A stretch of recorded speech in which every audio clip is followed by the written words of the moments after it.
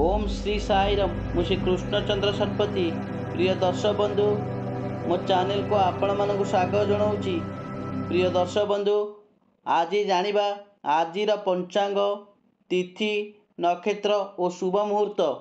आज 9 तारिख नवेम्बर 2025 मसीहा, मार्गशीर 4 दिन रविवार, कृष्ण पंचमी रात्रि 1 घंटा 58 पर्यंत पर षष्ठी तिथि कृष्ण पंचमी रात्र 1 घंटा 58 पर्यंत पर षष्ठी बार रविवार।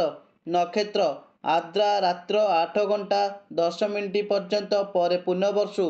घात तिथि वृष कन्या मीन राशि व्यक्ति घात बार मेष राशि व्यक्ति घात नक्षत्र कुंभ राशि व्यक्ति घात चंद्र कन्या राशि व्यक्ति घात मास वृष राशि व्यक्ति।